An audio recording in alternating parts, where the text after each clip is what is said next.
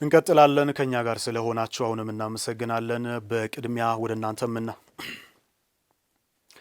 እንቀጥላለን አሁንም ከኛ ጋር ስላላችሁ እናመሰግናለን። በቀዳሚነት በዝርዝር ወደምንመለከተው ጉዳይ ስናልፍ የሀገርና የሕዝብ ሀብት ለታለመለት ዓላማ እንዳይውል የሚያደናቅፈውን ሙስና ለመዋጋት በሁሉም ተቋማት ግልጽና ዘመናዊ አሰራር መዘርጋት እንደሚገባ የወላይታ ዞን ዋና አስተዳዳሪ ረዳት ፕሮፌሰር ሳሙኤል ተሰማ ገለጹ።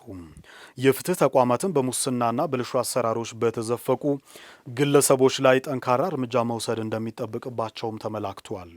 ዓለም አቀፍ የጸረ ሙስና ቀንን ምክንያት በማድረግ ትውልድን በስነ ምግባር ተቋማትን በአሰራር በሚል መርህ የወላይታ ዞን ከተለያዩ ሴክተር መስሪያ ቤቶች ጋር የውይይት መድረክ ተካሂዷል። ዘገባውን ያጠናቀረችው መስከረም ጌታቸው ናት። በዓለም አቀፍ ደረጃ ለ22ኛ በሀገራችን ለ21ኛ ጊዜ የሚከበረው የጸረ ሙስና ቀን በክልላችን ደግሞ ለ3ኛ ጊዜ እየተከበረ ሲሆን በወላይታ ዞን አስተዳደርም ይህንን አስመልክቶ ትውልድን በስነ ምግባር ተቋማትን በአሰራር በሚል መሪ ቃል ከባለድርሻ አካላት ጋር የውይይት መድረክ ተካሂዷል። በመድረኩ ተገኝተው ንግግር ያደረጉት የወላይታ ዞን ዋና አስተዳዳሪ ረዳት ፕሮፌሰር ሳሙኤል ተሰማ ሙስና ከሀገር የሚገኝ ሀብት ለታለመለት ዓላማ እንዳይውል የሚያደርግ አጸያፊ ተግባር በመሆኑ መንግስት በቁርጠኝነት እንደሚዋጋ ገልጸዋል። ሙስና ከሀገር የሚገኘውን ሀብት ለታለመለት ዓላማ እንዳይውል በመሃል ከዓላማ ውጪ በሆኑ መንገድ ለተወሰኑ ሰዎች ኪስ እንዲገባ የማድረግና ጥቂቶች የሚበለጽጉበት ግን ብዙሃኑ ደሃ ያደረገ እርስ በርስ ለጦርነት፣ ለችጋር፣ ለተለያዩ ነገሮች ያጋለጠ ተግባር ነው። ስለዚህ ይሄን ተግባር መዋጋት፣ ይሄን ተግባር ትኩረት ሰጥቶ ማረምና ማስተካከል የመንግስታችን ትልቁ ትኩረት አቅጣጫ ይሆናል ማለት ነው። ዋና አስተዳዳሪው አክለው በዞናችን ያለው ውስን ሀብት ሳይባክን ለልማት እንዲውል እየተሰራ መሆኑንም ተናግረዋል። በዞናችንም እንደዚሁ ከፍተኛ የልማት ጥማት ያለበት አካባቢ ነው። 5ቷንም ሳንቲም 10ቷንም ሳንቲም ሰብሰብ አድርገን ወደ ልማት ለማዋል በጣም ከሌላ ጊዜ በተሻለ መንገድ በተለየ የየራሳችን እቅድ ይዘን በርካታ ግራንድ የሆኑ ፕሮጀክቶችን ለመስራት አቅደን እየተንቀሳቀስን እንገኛለን። ይሄን የልማት እቅድ ለማሳካት ጥቂቷንም ሳንቲም ብትሆን ለተባለ ዓላማ እንዲውል በህግ የተፈቀደው እዚህ ጋር እንዳይጋጭ በህግ ለሰዎች ጥቅም የተፈቀደው ሳይሆን ከህግ አግባብ ውጭ የሚደረጉ ብክነቶች ሀብት ብክነት እንዳይኖር በጥብቅ ዲሲፕሊን እየተመራ ይገኛል። በየደረጃው የሚገኝ አመራርም ሆነ ባለሙያ ሙስናን ለመክታት ከራሱ ጀምሮ ሊታገል እንደሚገባ የተናገሩት ደግሞ የመድረኩ ተሳታፊዎች ናቸው። አገልግሎት ሰጪ ተቋማት ደረጃ የሚፈጸሙ ወንጀሎች ከጊዜ ወደ ጊዜ እየተበራከቱ ህብረተሰባችንን እያማረሩ ያሉበት መንግስት ላይ እምነት ጭምር እንዲያጣ ጥርጣሬ እንዲፈጥር ምክንያት እየሆነ ያለው የሙስና ወንጀል ነው። ይሄን ትግል ከማድረግ አኳያ እዚህ ያለው አካል እስከታች ባለ መዋቅር ከአገልግሎት አሰጣጥ ጀምሮ ትግል የሚያደርግ ቁርጠኛ የሆነ ባለሙያ ቁርጠኛ የሆነ አመራር እንዲፈጠር ማድረግ መቻል አለብን የሚል ሐሳብ ለማንሳት ነው። ከራስ አስተሳሰብ አመለካከት ይጀምራል ትልቁ ትግል ማለት ነው። ሁልጊዜ ችግሮችን ለማግኘት ለመለየት ለማስቀመጥ በጣም አንቸገርም። ትልቁና ዋናው ነገር ምንድነው? እዛ ላይ በተፈጠሩ ችግሮች ላይ መፍትሄ ፈላጊ ልንሆን የምንችለው እኛው ነን። ከምንም በላይ ተጠያቂነትን ማስፈን ካልተቻለ ለችግሮቹ መፍትሄ ሊገኝ አይችልም። ቢያንስ እጅግ ቢያንስ 2 ሰዎች አሉ፣ ሰጪና ተቀባይ። ከዛ ደግሞ የሰፋ ይሆናል አንዳንድ ቦታ። ይሄን ለመቁረጥ አመለካከት ላይ ለውጥ ካልመጣ የሀገር ጠላት ነው፣ ጠንቅ ነው ተብሎ ጉቦ ሌብነት ነው ተብሎ ካልተመጣ በፍጹም ሊቆም የሚችል ነገር አይደለም። ይሄ ደግሞ ሲሪየስሊ በጥንካሬ ከተመራ በአግባብ ከተያዘ በእርግጠኝነት ጉቦ ሊቀንስ ይችላል። እያየን አድርባይነት ውስጥ እየገባን ያለን እንደ ዞን ወደ ቀበሌ ሲወረድ ቀበሌ ላይ ያለውን ህዝብ አመራሩን ነፃ አድርጋችሁ አመራሩን ለብቻ አድርጋችሁ ህዝቡን ብቻ ሰብስባችሁ ከህዝቡ ጋር ብትወያዩ ተአምር ነው የሚሰማው። ወላጆቻችን ዘንድ ሄደን የምንሰማው ነገር እጅግ አስገራሚ ነው። በእያንዳንዱ ነገር ነፃነት አጥቶ ነው የሚኖረው። በእያንዳንዱ ነገር አለ ደረሰኝ ገንዘብ ይሰበሰባል፣ እዛም እዚህም ይጠየቃል። አሁን ቅድም የሚነሳው ጤና መድን እንኳን ሚዘቃሽተስ አይቱ አወቷቸው በአገልግሎት ሰጪ ተቋማት ላይ የሚስተዋሉ የሙስናና ብልሹ አሰራሮችን ለማስወገድ ጠንካራ እርምጃ ሊወሰድ እንደሚገባ በውይይቱ ተመላክቷል። ከስም ከመሰወር ጋር ተያይዞ ፖርጂድ ደረሰኝን አሳትሞ ትክክለኛ ባልሆነ ደረሰኝ ላይ ገቢ ለራሱ ኪስ ከማድረግ ጋር ተያይዞ ሰፋ ብሎ የተነሳበት ሁኔታዎች አሉ። ከፋይናንስም አንፃር ከግዢ ጥራት ጋር ተያይዞ ጨረታ ወጣት ጋር ተያይዞ የሚነሱ ነገሮች አሉ።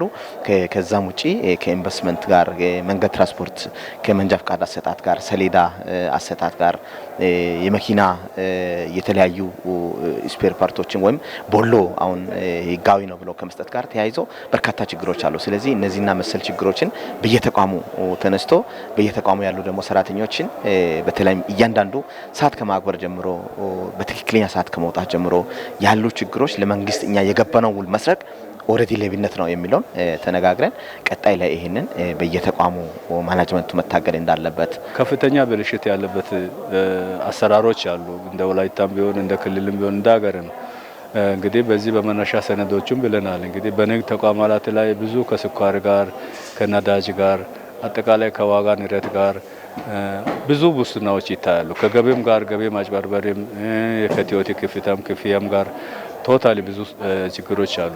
አሁን እየተባባሰ ያለው ሀሰተኛ ሰነድ በጣም የተበራከተ ነው። በዛ ሀሰተኛ ሰነድ ግብር መሰብሰብ አለ። በእያንዳንዱ ተቋም ላይ እያመላከትን ቅድም በየው ተቋም ላይ በሁሉም ተቋማት ላይ ያሉ የሙስና ከዞችና ጠቋሚ ነገሮች እያቀረብን አሁን የተወያየበትና በዛ ላይ ተወያይቶ እያንዳንዱ ተቋም በራሱ ተቋም ያለው ሙስና አይነቶችን ለይቶ መታገያ ስልቶችም ለይቶ አጠቃላይ ህዝቡን ግንዛቤ የማስጨበጥና የማዳን ስራ የመከላከል ስራም ጭምር እንዲያካሄድ ግንዛቤ ለመስጠት የሚያስችል ውይይት እያደረግን ነው ቆየነው ዛሬ።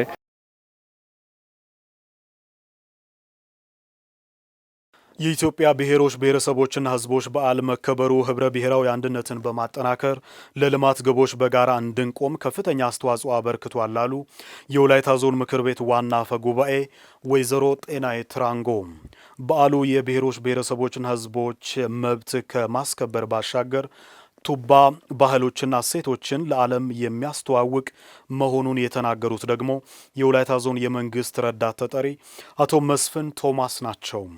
ዲሞክራሲያዊ መግባባት ለህብረ ብሔራዊ አንድነት በሚል መሪ ቃል ሲከበር የቆየው የኢትዮጵያ ብሔሮች ብሔረሰቦችና ህዝቦች በዓል ዞናዊ የማጠቃለያ መርሃ ግብር ተካሂዷል። አዲስ ዓለም መውገስ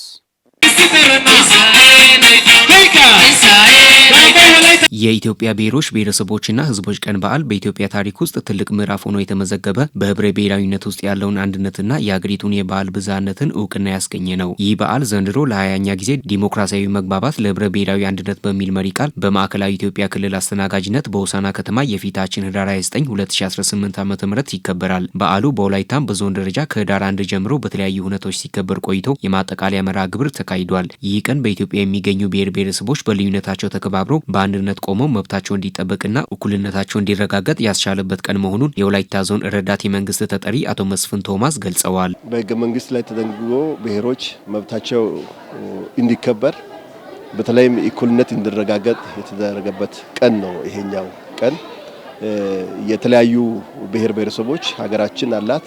ብሔር ብሔረሰቦች ግን በልዩነታቸው ተከብረው አንድነታቸው ደግሞ የበለጠ ከፍ ብሎ እንዲታይ የተደረገበት ቀን ነው።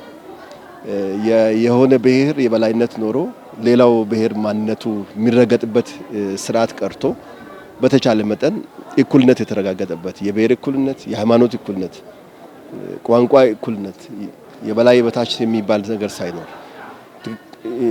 ሁሉም የራሱን ቋንቋ የራሱን ማንነት በአግባቡ በሀገር መድረክ በዓለም አቀፍ መድረክ ማንጸባረቅ እንዲችል የተፈቀደበት በብሔረሰቦች መሀል ቱባ ባህልና እሴት ያለ ሲሆን ይህ ባህልና እሴት በዓለም እንዲታወቅ አንዱ የአንዱ ማክበር አለበት። የአሁኑ ትውልድ ደግሞ ይህንን የመጠበቅና ለነገ ትውልድ ማሸጋገር እንዳለበትም አቶ መስፍን አሳስበዋል። ባህላቸው፣ ቋንቋቸው እውቅና ያገኘው በዚህ በፌዴራሊዝም ህገ መንግስት ላይ ተቀምጦ የብሔር ብሔረሰቦች መብት በተረጋገጠው መሰረት ነውና ስለዚህ ለያ ብሔሩም ትርጉም ያለው ነው እንደ ብሔራችንም በደንብ ትርጉም ያለው ነው እና የሚሆነው ስለዚህ ፋይዳው ከፍ ያለ ነው ለማለት ነው።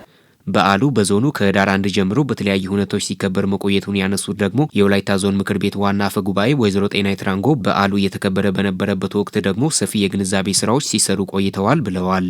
ከህዳር 1 ጀምሮ እስካሁን ድረስ በተለያዩ ኩነቶች በወረዳ በቀበሌ በከተማ አስተዳደሮች እየተከበረ ነው እኛ ጋር ያለው እና እነዚህን ስናከብር እንግዲህ በተለያዩ የልማት ስራዎች የተለያዩ በተለይ ማከናወን በየማህበራዊ መሰረቱ ማለት ነው በተለያዩ ማህበራዊ መሰረቶች በትኩረት ሰነድ ይቀርባል። በዛ ላይ ውይይት እየተደረገ በትምህርት ተቋማት ደግሞ ተማሪዎች ጥያቄና መልስ ውድድር በፌዴራሊዝም ዙሪያ በቀረቡት ላይ ጥያቄና መልስ ውድድር እየተደረገ ሰፊ የግንዛቤ ስራዎች እየተሰሩበት እና ይሄ ደግሞ ዛሬ ላይ ስንደርስ በዓሉ በተለይ እንደ ሀገራችን ህብረ ብሔራዊ አንድነትን በተለይ ለማጠናከር ህብረ ብሔራዊ አንድነታችን ትስስራችንን በተለይ እንደ ሀገር ከፍተኛ ከማጠናከር አንፃር ከማጎልበት አንፃር ከፍተኛ ቦታ ስፍራ ያለው ነው ፋይዳ ያለው።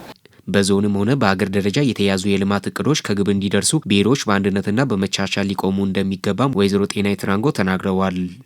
በተለያዩ ሁኔታዎች ደግሞ የሚነሱ የመልካም አስተዳደር የልማት ጥያቄዎች የማይፈቱ የተፈቱ ካሉም በእነዚህ ዙሪያ ላይ በመግባባት በመድረክ ውይይቶች እየተደረጉ የመጡበት ሁኔታዎችና ትልቅ ለውጥ እንደ ሀገራችን እንደ አካባቢያችንም የመጣበት ሁኔታ አለ። ለዚህ እንግዲህ ማሳያ የሚሆነው እንደ ሀገር ማለት ነው እንደኛም አሻራ ካሰረፍንበት አንዱ ትልቁ የህዳሴ ግድብ አሁን ላይ ተጠናቆ ወደ ተግባር ወደ ስራ የገባበት ሁኔታ አለ። ይሄ የህብረ ብሔራዊነት አንድነትን መገለጫ ነው።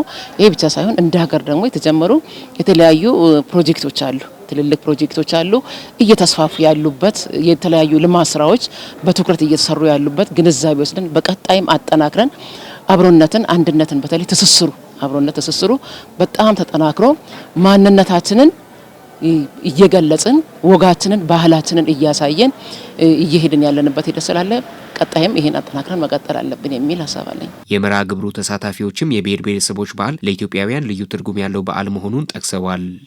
የህዝብ ማንነት የብሔር ብሔረሰቦች ማንነት ፍቅር፣ ሰላም በማይገለጽበት መንገድ ተከብሮ ቢሆንም አሁን ደግሞ ባለው ሁኔታ የህዝብ ማንነት እያንዳንዱ ብሔር ብሔረሰቦች የራሳቸውን ማንነት የሚገልጹበት የራሳቸውን ሉዓላዊነት የሚገልጹበት መንገድ ነውና በጣም ደስ ብሎኛል።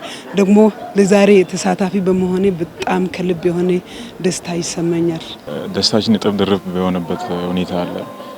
በመጀመሪያ ታላቁ የህዳሴ ግድባችን በተገድበው በማጠናቀቁ እዚሁ ጋር ተያይዞ ይህንን በዓል በልዩነት ደግሞ ደስታ በእኛ ላይ እንዲጨምርና እጥፍ እንዲሆን ያደርጋል። ምናልባት እኔ እንደ ራሴ ትርጉም የወሰድኩት በዛሬው ቀን ብሔር ብሔረሰቦች እኩልነት የተረጋገጠበት የመደጋገፍ የመቻቻል የአብሮነት ሁኔታዎችን ያየሁበት ቀን ነው። የዘንድሮ የኢትዮጵያ ብሔሮች ብሔረሰቦችና ሕዝቦች በዓል በሀገር አቀፍ ደረጃ በማዕከላዊ ኢትዮጵያ ክልል ሆሳና ከተማ በደማቅ ሁኔታ ይከበራል ተብሎ ይጠበቃል።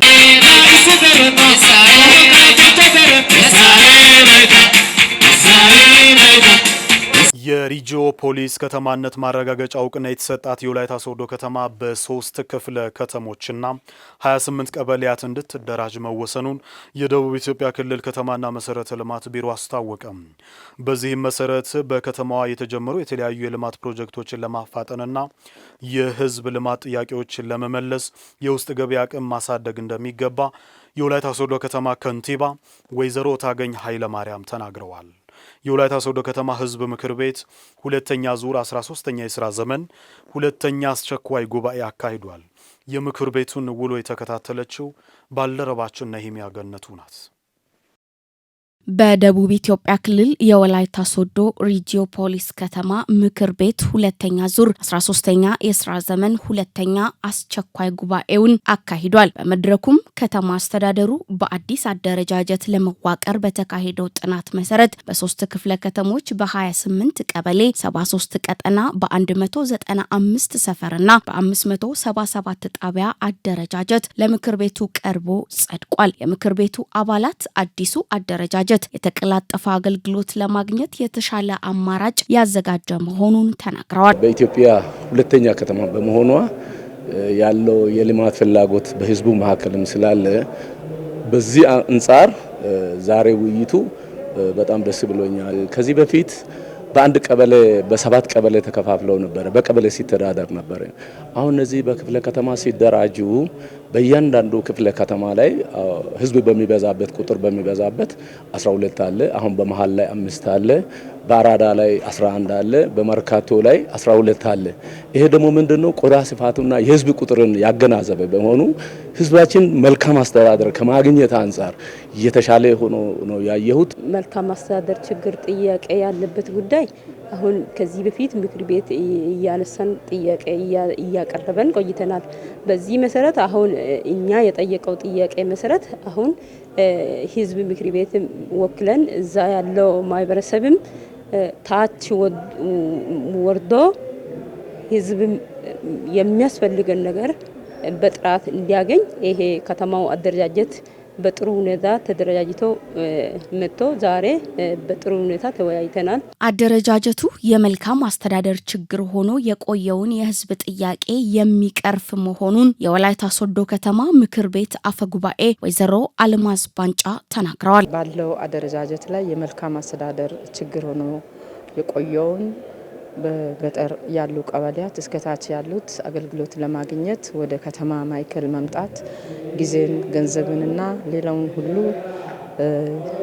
የነሱን የስራ ጊዜያቸውን የሚያባክን ሆኖ ስለተገኘ ህዝብ ደግሞ በየምክር ቤቱ ይሄንን አደረጃጀት ካልወረደ እንቸገራለን የሚለውን ጥያቄ ሲያቀርቡ ነበርና ይህንን የህዝብን ጥያቄ የሚፈታ ሆኗል። የወላይታ ሶዶ ከተማ በሀገር አቀፍና ዓለም አቀፍ ደረጃ ተወዳዳሪ እንድትሆን የላቀ አስተዋጽኦ እንዳለው የተናገሩት የከተማው ከንቲባ ወይዘሮ ታገኝ ኃይለማርያም በአዲሱ አደረጃጀት የከተማችን እድገት ለማፍጠን የገቢ አቅምን ከፍ ማድረግ ያስፈልጋል ብለዋል። እንግዲህ ከተሞች የእድገት ደረጃቸው በየጊዜ እየጨመረና ከአገልግሎት አሰጣጥ ቅልጣፌ እንደዚሁም ከሌሎች ከተሞች ጋር ተወዳዳሪነታቸው ከፍ ያለ ሲል መዋቅሮች እየሰፉ በሚሄዱበት ሰዓት ፋይዳው ከሌሎች ከተሞች ጋር ተወዳዳሪ ሆኖ በዛው ልክ ደግሞ አገልግሎት አሰጣጣችንም ከፍ ያለ ነው የሚሄደው።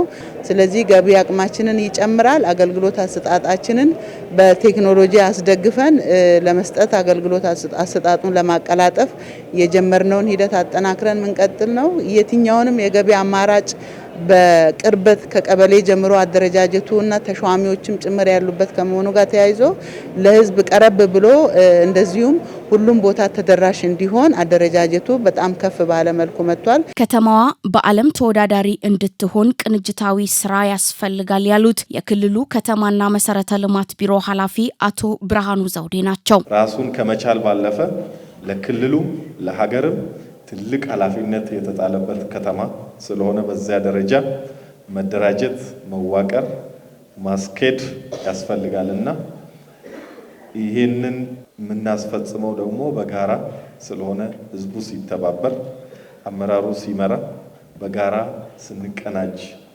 በዓለም ተወዳዳሪ የሆነ ስማርት ከተማ እንዲሆን በርትተን እንድንሰራ በዚህ አጋጣሚ መልእክተን ለማስተላለፍና የክልሉ መንግስት እንዲሁም የክልሉ ከተማና መሰረተ ልማት ቢሮ በማናቸው አስፈላጊ በሆኑ ቴክኒካዊም አስተዳደራዊም ድጋፎች ከከተማው ከህዝቡም ጋር መሆኑን ለማረጋገጥ እወዳለሁ። በጉባኤው የወላይታ ሶዶ ከተማ ሪጂዮ ፖሊሲ ከተማነትን የሚያረጋግጥ እውቅና ሰርተፊኬት የተሰጠ ሲሆን በመድረኩም ማጠቃለያ የተለያዩ ሽመቶችም ጸድቀዋል።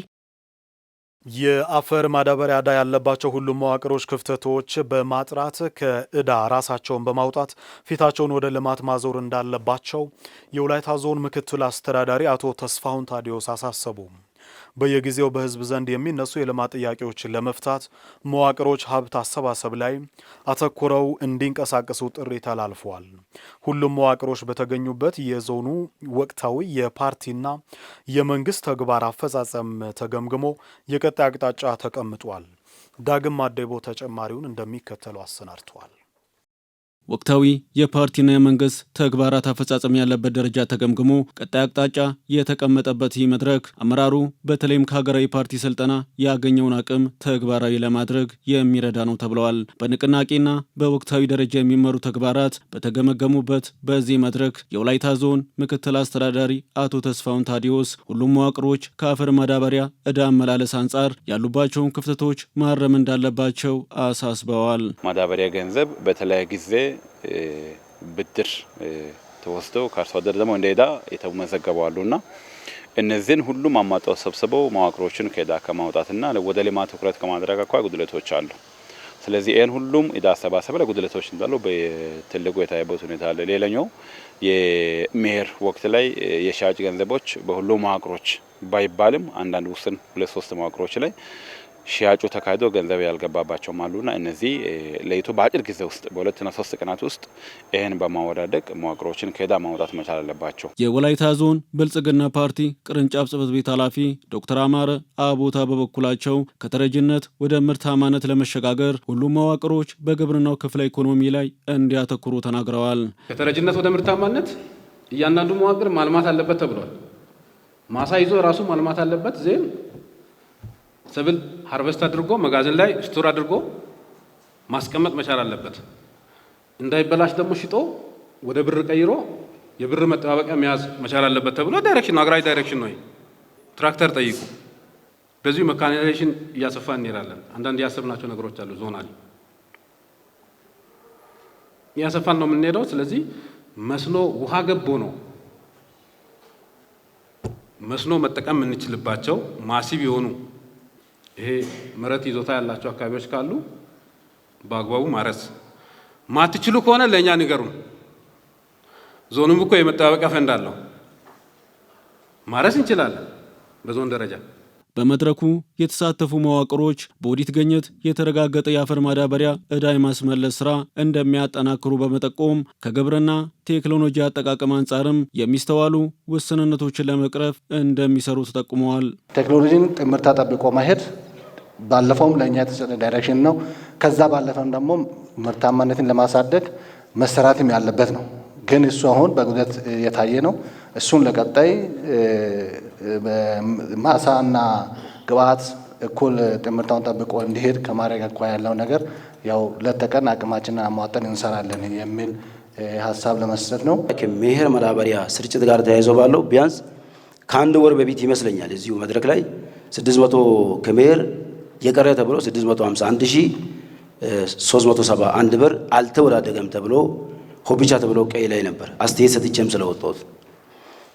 ከዚህ ስብሰባ እንደወጣሁት የህብረት ስራ ኃላፊውን ድላ ነበር የላክ ነው 25 ሚሊዮን